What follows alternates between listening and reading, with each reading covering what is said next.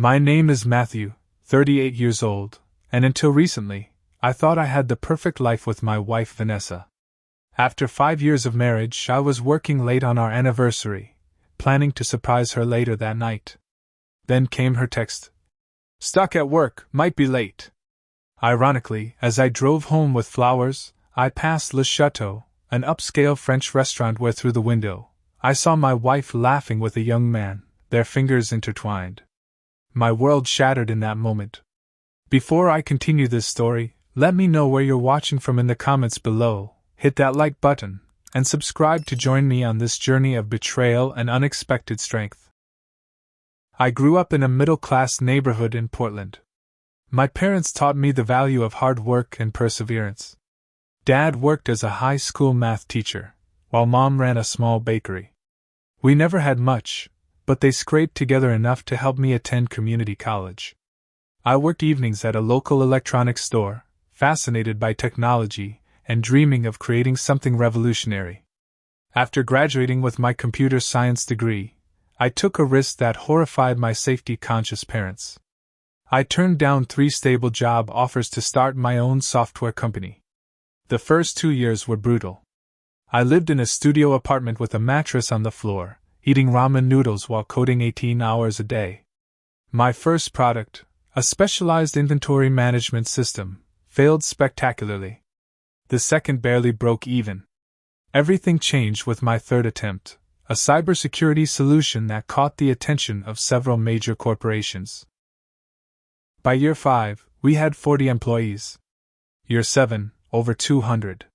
Year 10, we became the industry standard with offices in 3 countries.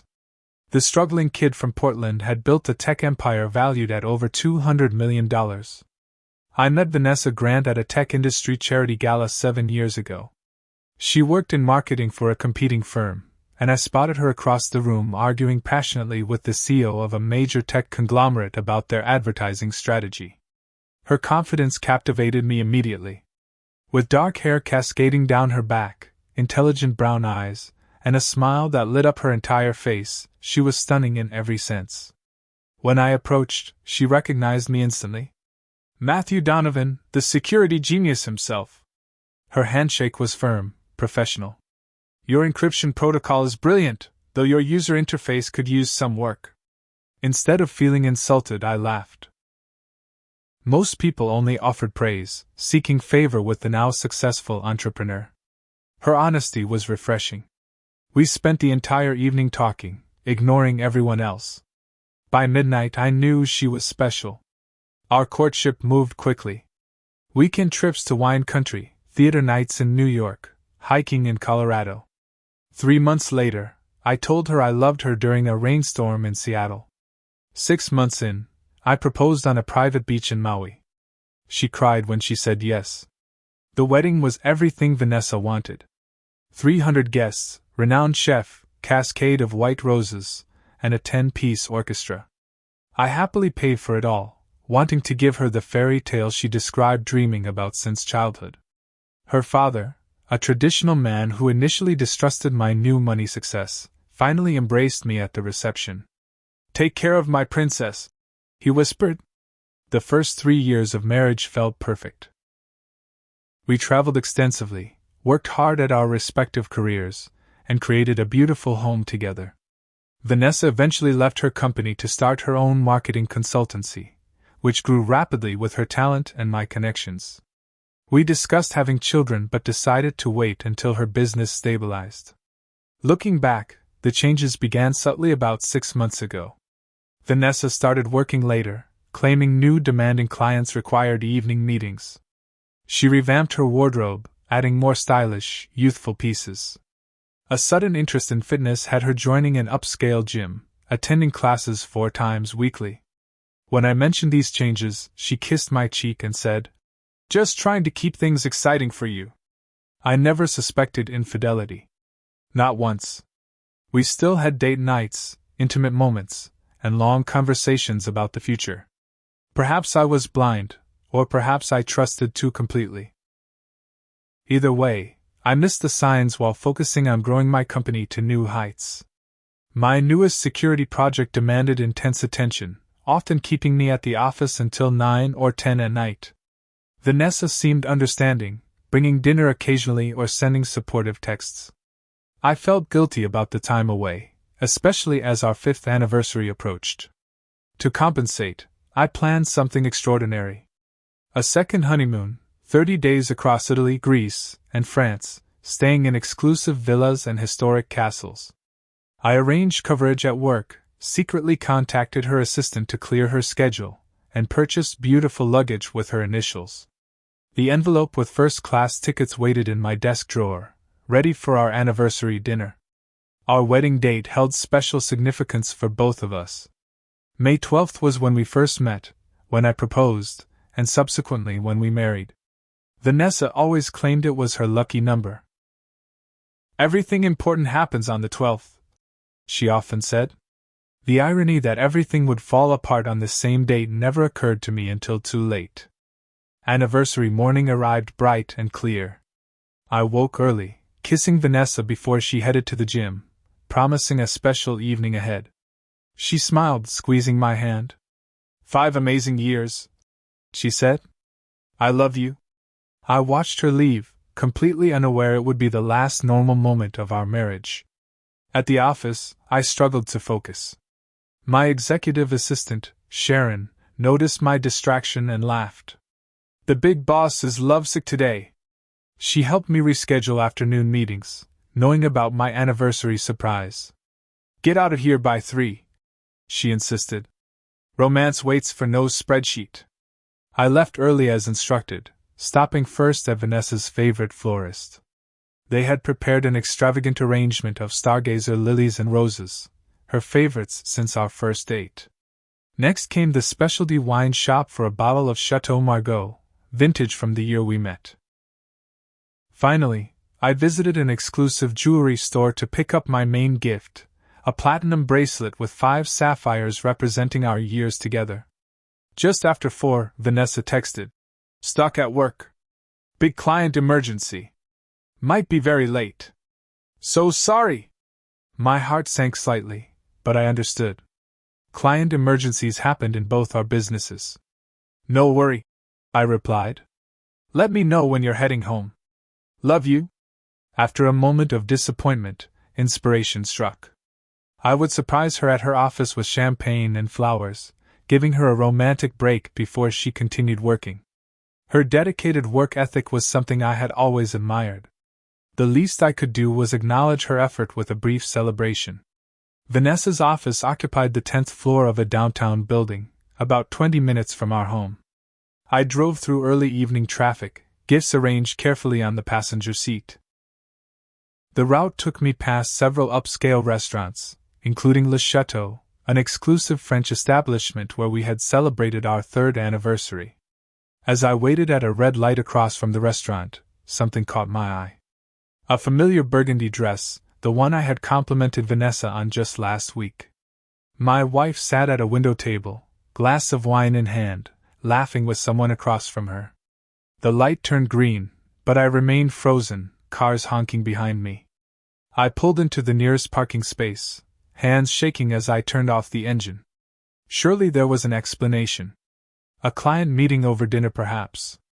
I sat watching, trying to see her companion. When the young man leaned forward, taking her hand across the table, reality began crashing down. He was handsome in that distinctive way of youth, probably mid-20s at most, with styled hair and confident posture. Their body language spoke volumes, intimate and familiar. When he reached to brush hair from her face, my stomach churned with certainty. I watched for 20 excruciating minutes. Saw them order multiple courses, share dessert from the same spoon, toast with expensive champagne. My anniversary champagne sat warming in the car beside me. Through the restaurant window, I observed my wife celebrate our milestone with another man. The final confirmation came when he produced a small wrapped package. Vanessa opened it excitedly, revealing what appeared to be an expensive bracelet. She extended her wrist immediately, allowing him to fasten it. Then she leaned across the table, kissing him passionately, unconcerned about public display. My trembling hands found my phone. I took several photos through the car window, needing evidence, perhaps for myself as much as for any future legal proceedings. The young man paid with a credit card, and they exited together, his arm around her waist. They walked to a sports car parked nearby, kissing again before driving away, presumably to continue their celebration.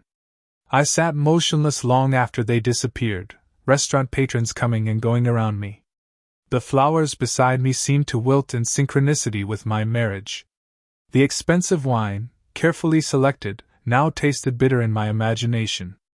Rather than confronting Vanessa immediately, some instinct for self-preservation took over. I needed time to process, to gather information, to plan my response. Emotional confrontations rarely favored the wounded party.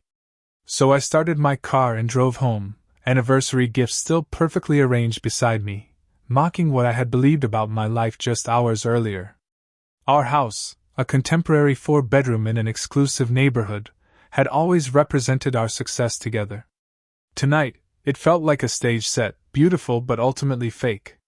I placed the flowers in water, stored the wine, and hid the bracelet in my office. Then I sat in darkness, waiting for my wife to return from her anniversary celebration with another man, wondering if she would maintain the lie about working late. While waiting for Vanessa to return, my mind raced with questions. Who was he? How long had this been happening? Was I truly so oblivious? Rather than spiraling in speculation, I decided to search for answers. Our home office contained both our laptops. Vanessa's password had always been shared with me for emergencies. We had maintained transparency about such things, or so I thought. I entered her birthday, and her screen unlocked immediately. Her email revealed the first clues. Searching recent messages, a name appeared repeatedly, Justin Walker. The correspondence began professionally, discussing marketing strategies and campaign ideas. He appeared to be a new intern at her company, copied on various team emails. But the tone shifted about 3 months ago, becoming increasingly personal. I found lunch invitations, inside jokes, flirtatious comments disguised as professional feedback. 2 months ago, they began using personal email addresses rather than company accounts. I followed this trail to her Gmail, finding hundreds of messages between them, many containing explicit content that crushed any lingering doubt. The phone records told a similar story. Daily calls, often late at night or early morning, lasting 30 or 40 minutes. Text message counts between them numbered in the thousands over recent months, including several sent during times she had been lying beside me in bed.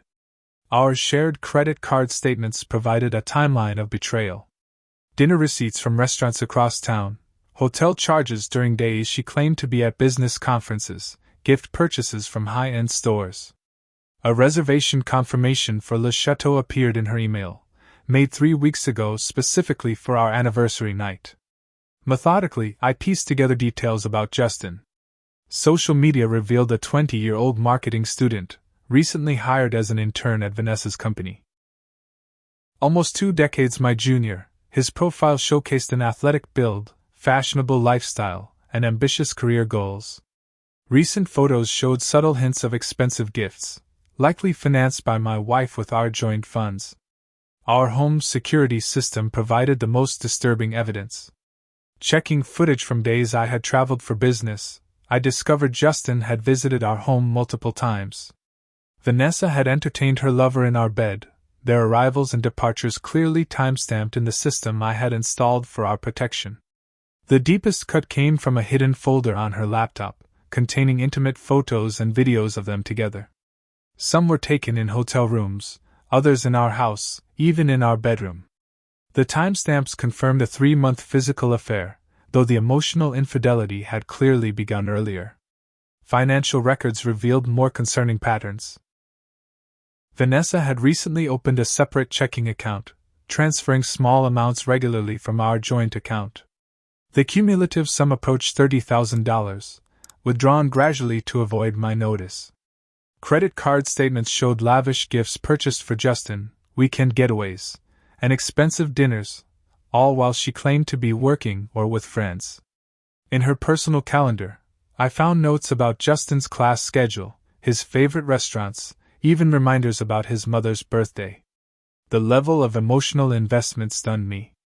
This was no casual fling, but a relationship she had cultivated and prioritized, planning carefully to maintain both worlds.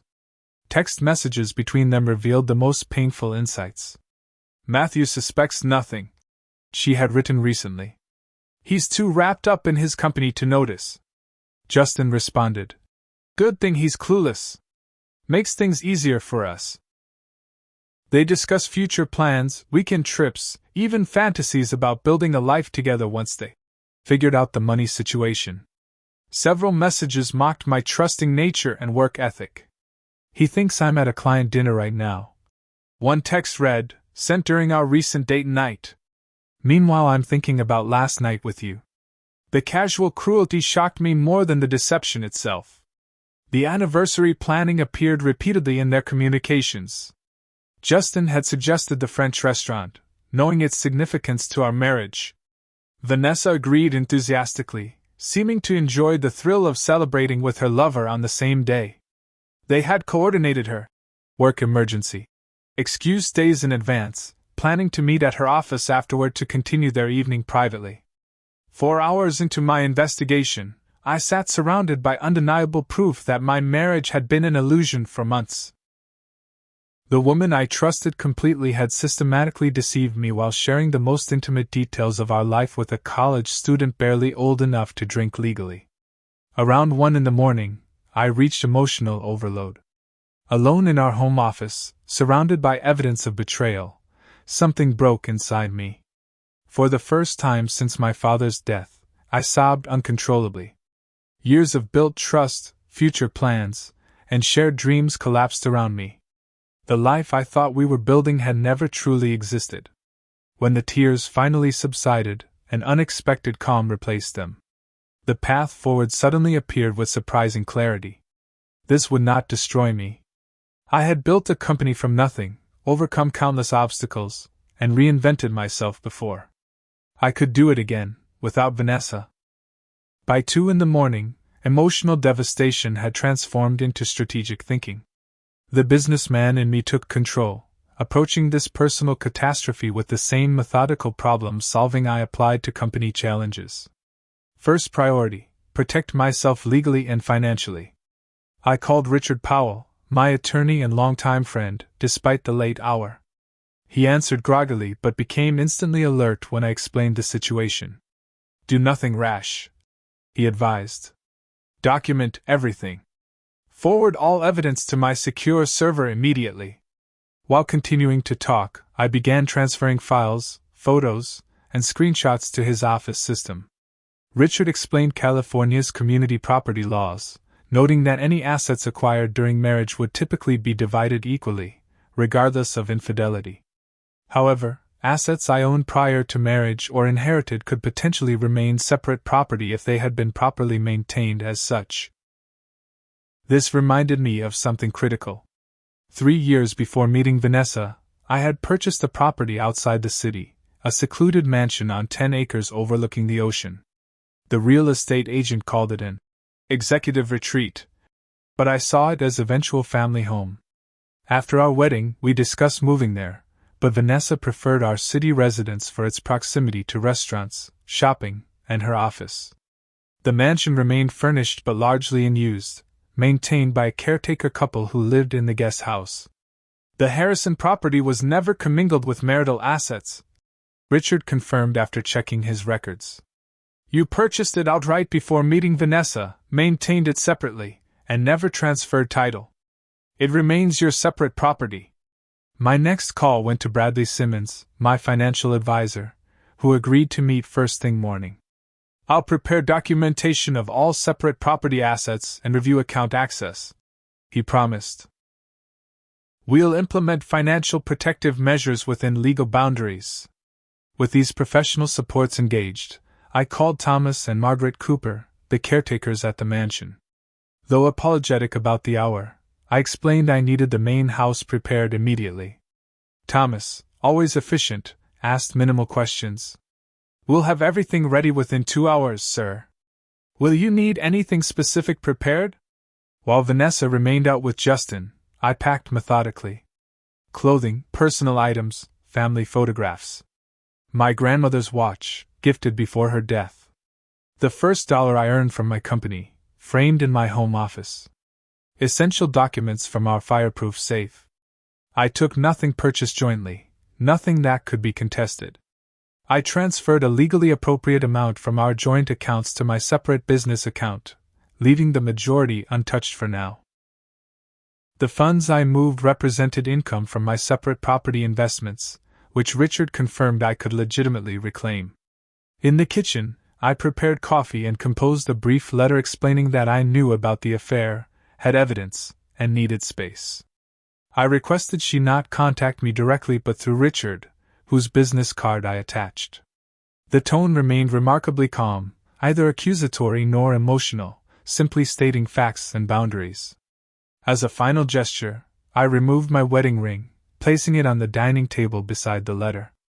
The platinum band represented promises now broken beyond repair. Beside it, I left the anniversary bracelet I had purchased, still in its jeweler's box, a testament to what might have been. Our wedding album sat on the living room bookshelf. I flipped through it one last time, recognizing the genuine happiness in those images while acknowledging that something fundamental had changed in the woman who had once looked at me with such apparent love. I returned the album to its place, leaving those memories behind. The house security system logged my departure at 4:37 in the morning. I programmed it to disarm upon Vanessa's return, allowing her access while sending an alert to my phone. The cameras would record her discovery of my absence, providing insight into her genuine reaction away from the performative remorse she might later display. Driving through empty pre-dawn streets, I experienced an unexpected sense of liberation. The mansion represented not just shelter but freedom from deception. Located 30 miles north of the city on a private road, the property offered seclusion, spectacular ocean views, and the space to rebuild my life. Thomas and Margaret greeted me upon arrival, the main house illuminated and welcoming. They had prepared the master suite, stocked the kitchen, and activated the security systems. Margaret had even arranged fresh flowers in the entryway, their scent a stark contrast to the anniversary lilies abandoned at the city house. "We're glad to have you here, Mr. Donovan," Thomas said, helping with my bags. "For however long you need." Their unquestioning support touched me deeply. During my bachelor years, they had maintained this property immaculately, respecting my privacy while ensuring everything remained perfect for occasional visits. The mansion's grand foyer opened to a wall of windows framing the Pacific Ocean. Dawn began breaking over the horizon as I stood watching waves crash against the cliffs below. This view had initially sold me on the property years ago, the untamed beauty promising possibility and perspective. I unpacked minimally, setting up my laptop in the home office overlooking the gardens. Sleep seemed impossible despite physical and emotional exhaustion. Instead, I wrote detailed notes about the marriage timeline, affair discovery, and actions taken thus far. Richard would need this information for the divorce proceedings. By 7, I had showered and changed into fresh clothing. The person in the mirror looked surprisingly composed for someone whose life had imploded hours earlier. Perhaps shock provided temporary armor, or perhaps the decisive action of leaving had already begun the healing process. My phone showed Vanessa had not yet returned home, suggesting she had spent the entire night with Justin following their anniversary dinner. This final confirmation solidified my decision. There would be no reconciliation attempts, no marriage counseling, no second chances. Some betrayals cut too deeply for repair. The security system finally alerted me to movement at the city house shortly before 8. Vanessa had returned, still wearing the burgundy dress from dinner, looking slightly disheveled. I watched remotely as she called my name, noticed the letter, and crumpled to the floor upon reading it. Her performance seemed convincing, though I wondered if the tears were for losing me or losing financial security. I silenced my phone as it began ringing repeatedly, her name flashing on the screen. Following Richard's advice, I would not engage directly until legal protections were firmly in place. The mountain of evidence ensured I approached the divorce from a position of knowledge rather than emotional reactivity. As morning sunlight filled the mansion, I walked through rooms that would now become my sanctuary. The property I had purchased as a young, optimistic entrepreneur would serve a purpose I never anticipated, sheltering me through the end of my marriage and the beginning of whatever came next. Vanessa's reaction unfolded exactly as anticipated. Security footage showed her discovering my letter, collapsing dramatically, then frantically searching the house. She called my phone 17 times within the first hour, leaving increasingly desperate voicemails. "Matthew, please call me back. There must be some misunderstanding. Whatever you think happened, we need to talk about it. You can't just leave like this. Where are you? Please come home. This is insane. You're overreacting to something." Her tone shifted from confusion to anger to tearful pleading. By the 10th message, she finally acknowledged the affair but minimized its significance. "It was nothing serious, just a stupid mistake. Justin means nothing to me. Please come home so we can fix this." I slept surprisingly well that first night at the mansion, exhaustion finally overtaking anxiety. Morning brought a scheduled meeting with Bradley Simmons, conducted via secure video conference from my home office. He had already implemented protective measures for my business assets and separate property investments. "I've documented the separate nature of your major holdings," Bradley explained, sharing detailed financial records. "The company remains protected through your existing prenuptial agreement clauses. The trickier aspect involves recent joint investments, but we have strategies for those discussions." My executive assistant, Sharon, called regarding my unexpected absence from the office. I provided a simplified explanation about personal matters requiring attention and arranged to work remotely for the coming week. Her perceptive nature caught the strain in my voice. "Whatever's happening, you know the team has your back," she assured me. Her loyalty meant more than she realized. The earthquake truly hit around noon when my attorney, Richard, called. "Vanessa just showed up at your company headquarters," he reported. "Security prevented her from entering the executive floor, but she caused quite a scene in the lobby. Several employees witnessed her emotional outburst." According to security footage Richard later forwarded, Vanessa had arrived demanding to see me, insisting it was an emergency. When informed I wasn't available, she began crying loudly, claiming I had abandoned her without explanation. Stephen Russell, our head of security, professionally escorted her outside while she continued protesting that there had been a terrible misunderstanding. By afternoon, Vanessa switched tactics, sending a carefully worded email. "I understand you need space, but please don't make permanent decisions during a temporary emotional reaction. What you think you saw wasn't what it appeared. Justin is a colleague who was helping me plan your anniversary surprise. Please let me explain in person." The transparent attempt at gaslighting confirmed I had made the right decision. The evidence I had gathered left no room for alternative interpretations, yet she still attempted to manipulate reality. Her willingness to continue lying despite being caught demonstrated a fundamental character issue beyond the infidelity itself. Justin Walker entered the equation unexpectedly, calling my private number that evening.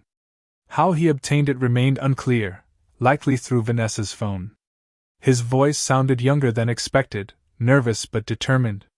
"Mr. Donovan, you don't know me, but I need to explain some things. Vanessa told me you were essentially separated, that your marriage existed on paper only. She said you worked constantly and had grown apart years ago. I never would have pursued anything if I knew the truth." Whether his claims about being misled held any truth remained irrelevant. His relationship with my wife, regardless of how it began, had continued for months with clear evidence of their mutual enthusiasm and planning. I informed him any further communication should go through my attorney, then ended the call. As news spread through our social circle, the responses revealed who truly valued our friendship versus Vanessa's. My college roommate, Jackson, called immediately offering his guest house if needed. "Whatever you need, whenever you need it," he promised. Other friends sent messages of support, many admitting they had noticed concerning behaviors from Vanessa but hesitated to voice suspicions. Vanessa's parents called next, their disappointment evident. Her father, once concerned I wasn't good enough for his princess, now apologized for her behavior. We didn't raise her to break commitments, he said solemnly. Her mother and I are deeply ashamed. Their support touched me unexpectedly, though I assured them no apology was necessary for actions they hadn't caused. Throughout this whirlwind, I maintained professional composure. Board meetings continued virtually, business decisions proceeded, and company operations remained unaffected. Colleagues noticed my location change but respected my privacy. The structure of work provided welcome distraction from personal chaos. By day 3, Vanessa discovered the existence of the mansion. A mutual friend inadvertently mentioned it during a conversation, unaware it had been kept separate from our marital life. Security cameras captured her driving past the property gates that evening, unable to enter the coded entrance. She left numerous voicemails expressing shock about this secret house, and questioning what else I might have hidden. The irony of her indignation about secrets, while conducting a months-long affair, might have been amusing under different circumstances. Her limited self-awareness proved consistently remarkable as events unfolded. Richard filed initial divorce papers on day 4, serving Vanessa at her office to avoid further scenes at my workplace. The filing cited irreconcilable differences rather than adultery, a strategic choice to streamline proceedings. California's no-fault divorce laws meant infidelity evidence primarily served negotiation leverage rather than legal advantage. Vanessa's response came through newly hired attorney Gabriel Martinez, known for aggressive representation in high-asset divorces. His initial communication demanded immediate restoration of all financial access and threatened various counteractions. Richard remained unimpressed, responding with select evidence samples that quickly tempered Martinez's approach. "They'll settle reasonably once they review what we have," Richard predicted. "The alternative would be unnecessarily public and damaging to Vanessa's reputation and business." 1 week after discovery, Vanessa appeared on the mansion's security cameras again, this time with Justin beside her in the car. They argued visibly before driving away, suggesting fractures in their relationship amid the divorce proceedings. Her calculated risk had clearly resulted in consequences beyond anticipated scope. Media attention remained minimal, thankfully. As a private company CEO rather than public figure, my marital dissolution generated limited interest beyond industry gossip. Several business publications noted my relocation to the coastal property, speculating about expansion plans rather than personal reasons, an interpretation I neither confirmed nor corrected. Throughout this tumultuous period, the mansion provided unexpected healing. Morning walks along private cliffside paths, evenings watching sunset over the ocean, and nights surrounded by security and solitude allowed gradual emotional processing. The property represented not just financial foresight but psychological salvation during the most challenging period of my adult life. After 2 weeks of legal communications and emotional distance, Richard suggested a mediated meeting. "Direct conversation often facilitates smoother negotiations," he advised. "We'll establish clear boundaries and have professional presence throughout." We arranged to meet at Richard's office conference room, neutral territory with appropriate privacy. I arrived early, reviewing our position with the legal team while steeling myself for seeing Vanessa face to face. Despite extensive preparation, my heartbeat accelerated when she entered, looking simultaneously familiar and foreign. Vanessa had clearly calculated her appearance carefully, wearing conservative clothing that contrasted with her recent youthful style. Her expression projected practiced remorse, eyes slightly reddened as though from recent tears. Martinez accompanied her, carrying multiple folders of documentation. "Thank you for agreeing to meet," she began before introductions completed. "I've missed you terribly, Matthew," Richard smoothly redirected, establishing meeting parameters and expectations. The initial discussion focused on practical matters: access to the city house for retrieving additional belongings, temporary financial arrangements, and business separation concerns. When conversation finally addressed the relationship itself, Vanessa launched into prepared explanations. "What happened with Justin was a terrible mistake," she insisted.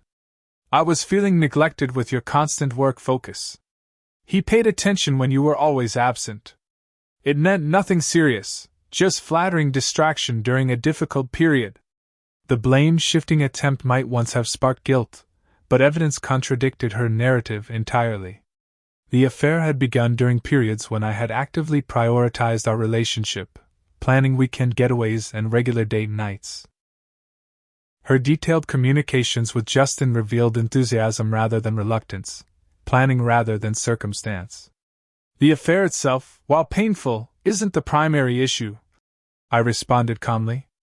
The systematic deception over months, the gaslighting attempts afterward, and the financial maneuvering demonstrate fundamental character concerns that can't be reconciled. Martinez attempted to interject with minimizing arguments, but Vanessa suddenly abandoned the victim narrative. Fine. Yes, I had an affair. People make mistakes in marriages every day. Throwing away 5 years over one indiscretion seems extreme, especially considering everything we've built together. One indiscretion? I questioned, signaling Richard, who presented the evidence timeline showing dozens of encounters over 3 months, preceded by emotional infidelity for weeks earlier. The relationship with Justin represents ongoing choices, not a momentary lapse of judgment. The meeting's unexpected turning point came when the conference room door opened, revealing Justin Walker himself. Security should have prevented his entry, but his connection to Martinez's office apparently facilitated access. Vanessa's expression transformed from practiced contrition to genuine shock. "I'm sorry to interrupt," Justin stated, looking uncomfortable yet determined. "But I think everyone deserves the complete truth." Martinez attempted to remove him, but Justin stood firm. "Mr. Donovan deserves to know that Vanessa has been manipulating both of us. She told me her marriage was essentially over, that you were emotionally abusive and controlling. She claimed you monitored her spending and isolated her from friends." Vanessa's complexion paled visibly. "Justin, stop. This isn't the place," he continued regardless. "When she learned about your mansion property, she became obsessed with it. Our relationship wasn't about emotion, it was about accessing your assets. She specifically targeted me because my marketing background could eventually help her business while providing the young boyfriend experience she wanted." The conference room fell silent as Justin placed his phone on the table, audio playing a recent conversation between them. Vanessa's voice emerged clearly. "Matthew was always a stepping stone. His company connections built my client base. Once the divorce settlement comes through, we can start fresh with his money funding our plans." Martinez looked physically pained, while Richard maintained professional composure despite the unexpected development. Justin appeared genuinely remorseful, explaining he had initially believed Vanessa's claims about an emotionally dead marriage. "When I realized the truth after seeing your letter, I confronted her," he explained. "She admitted manipulating both of us, laughing about how she had Matthew working constantly to build wealth while I provided emotional and physical attention. She called you pathetically trusting and mocked your anniversary plans." Vanessa's carefully constructed persona crumbled completely. "You ungrateful child. After everything I've done for your career, the connections I've provided." Her true character emerged unfiltered, sophisticated manipulation replaced by raw anger. "You were nothing but a convenient distraction, easily replaced." Justin appeared genuinely shocked by her reaction. "I'm truly sorry, Mr. Donovan. I was used as much as you were, just differently." He placed a file folder on the table. "These are copies of text messages, recorded conversations, and notes about her plans regarding your assets. She specifically targeted your company connections and planned this divorce for months." As Justin departed, Vanessa attempted damage control, switching instantly to tears. "He's lying. He's just jealous and trying to hurt me. Matthew, you know me better than this. 15 years together means something. You can't believe him over me." The mathematical error revealed volumes. We had been together 7 years, married 5. The slip suggested her emotional performance lacked authentic connection to reality, further confirming the fundamental dishonesty I had uncovered. "I think we're finished here today," I stated quietly, gathering my materials. Richard will continue handling communications. The evidence speaks for itself. Vanessa's desperation peaked as I prepared to leave. You can't just throw everything away. What about our history, our plans? I made one mistake. Everyone deserves forgiveness. Standing at the door, I delivered my final direct words to her. The affair was your choice. The systematic deception was your choice. The financial manipulation was your choice. Those choices have consequences. I wish you well, Vanessa, but our marriage is over. Her composure disintegrated completely as I exited, her shouting following me down the hallway. Martinez remained attempting to calm her while Richard accompanied me to the elevator. That went differently than anticipated, he observed with characteristic understatement. Justin waited outside the building, looking uncertain. I needed to do that, he explained. For whatever it's worth, I'm sorry for my part in this. I should have recognized the manipulation earlier. I nodded acknowledgement without extending further conversation. His remorse seemed genuine but ultimately irrelevant to my path forward. Both Vanessa and Justin would soon become footnotes in my life story rather than central characters. As they continued arguing on the sidewalk, I drove away, their voices fading behind me. The confrontation had provided unexpected clarity and confirmation. Whatever doubt might have lingered about my decision had been thoroughly eliminated by witnessing Vanessa's true character emerge when pressed. The ocean awaited at the mansion, constant and cleansing in its rhythmic presence. The path forward had never been clearer. 6 months passed surprisingly quickly. Autumn arrived, bringing cooler temperatures and perspective that summer's immediate pain had lacked. The divorce finalized with relatively straightforward negotiations after Vanessa's true character revealed itself during our confrontation. Despite substantial evidence of financial manipulation and infidelity, I instructed Richard to pursue fair rather than punitive settlement. She gets standard community property division, nothing more or less, I specified. The decision confused some friends who expected me to leverage evidence for financial advantage. True healing, however, required clean separation rather than extended battle. The settlement provided Vanessa comfortable lifestyle maintenance while protecting my business interests and separate properties. The mansion transformed from emergency shelter to genuine home during those months. I renovated several spaces, replacing the master bedroom furniture and remodeling the kitchen with state-of-the-art appliances. The property's 10 acres provided space for morning runs and evening walks, physical activity balancing long workdays. Professional life flourished unexpectedly during this personal upheaval. The company secured 3 major contracts, expanded international operations, and developed promising new security protocols.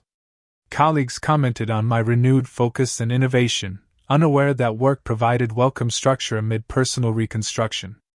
The team's performance exceeded quarterly projections by 23%. Sharon reported during our executive briefing. Board members specifically noted your leadership through recent expansion challenges.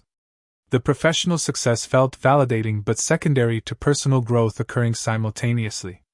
Friendships deepened during this period, revealing who truly cared beyond social convenience. Jackson and his wife regularly invited me for weekend dinners, never pressing for details but offering consistent presence. My college roommate Patrick drove 3 hours monthly just to watch basketball games and ensure I wasn't isolating. These genuine connections provided essential support without Vanessa's manipulative undertones. Therapy proved unexpectedly valuable, initially suggested by Richard and eventually embraced fully. Dr. Lawson specialized in betrayal trauma, helping identify unhealthy relationship patterns I had overlooked. Your success potentially attracted partners interested in status rather than authentic connection, she observed during one session. Recognition of these patterns helps establish healthier boundaries moving forward. Our weekly discussions explored trust rebuilding, emotional processing, and identification of relationship red flags previously missed. The work required unflinching honesty about my contributions to marital dynamics while acknowledging Vanessa's behavior reflected her choices rather than my shortcomings. Information about Vanessa arrived occasionally through mutual connections. Her marketing firm struggled after several clients followed me to competitors. Justin departed both her company and personal life shortly after our confrontation, apparently accepting position with rival agency. Social media showed her cultivating newly sophisticated image, rarely mentioning our marriage or subsequent divorce. The most unexpected development occurred during an alumni event at my former university. While discussing potential scholarship endowment with the development office, familiar voice interrupted from behind. "Matthew Donovan, I heard rumors you'd become a proper philanthropist." Catherine Miller had been a brilliant computer science student during undergraduate years, occasionally partnering on projects before our paths diverged. She now worked as cybersecurity consultant for international firms, returned to campus for guest lecture series. "Rumors greatly exaggerated," I responded, genuinely pleased to reconnect with someone from simpler times. "Just exploring ways to help promising students avoid my early ramen noodle budget phase." Conversation flowed easily, discussing industry developments and shared connections without forced small talk. When she mentioned dinner plans falling through, suggesting casual meal to continue catching up, something unfamiliar stirred.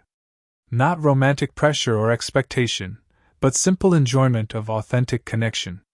Dinner extended to 3 hours of conversation spanning professional challenges, favorite hiking trails, and terrible programming jokes from college days.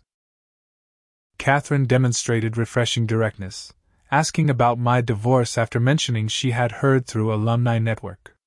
"Messy ending but valuable lessons," I summarized, appreciating her straightforward approach. "Still processing, still learning." She nodded understanding. "Took me 2 years after my engagement ended to regain solid footing. No shortcuts through that particular forest." Her honesty about her own relationship history created space for authentic exchange rather than performative dating scripts. Subsequent weeks brought occasional texts, professional article sharing, and eventually regular weekend hiking along coastal trails near the mansion. Catherine's company provided friendship without pressure, connection without manipulation, her independent success removing financial motivation from equation. "I appreciate your patience," I mentioned during Ocean Viewpoint rest during particularly challenging trail. "I'm not exactly ideal dating material currently." Catherine laughed genuinely. "Bold assumption thinking I'm dating you, Donovan. Maybe I just enjoy watching you struggle up inclines while pretending not to be winded." Her teasing carried warmth rather than judgment, creating safe space for gradual trust rebuilding. 9 months after discovering Vanessa's betrayal, life had reconfigured into new patterns. The painful ending had ultimately facilitated authentic beginning, forcing recognition of relationship dynamics previously accepted without question. Financial success, while providing comfort and opportunity, guaranteed nothing regarding genuine connection. Trust required both initial leap of faith and ongoing verification through consistent behavior. Red flags demanded attention rather than rationalization. Patterns revealed truth more reliably than promises. People's actions eventually aligned with their authentic selves, regardless of temporary performance. These lessons, while painfully acquired, provided foundation for whatever relationship might eventually develop. Most importantly, I recognized that while betrayal devastated temporarily, it needn't define permanently. Vanessa's choices reflected her character, not my worth. The capacity for trust remained intact, albeit with wisdom tempering blind acceptance. The future contained possibility rather than mere aftermath. Standing at the mansion's cliff edge watching sunrise illuminate endless ocean horizon, perspective crystallized completely. The anniversary that had triggered painful unraveling ultimately initiated necessary awakening. Some endings, however traumatic, create space for beginnings otherwise impossible. What would you have done in my situation? Would you have confronted immediately or planned strategically like I did? Have you ever discovered someone was living a double life? Share your thoughts in the comments below.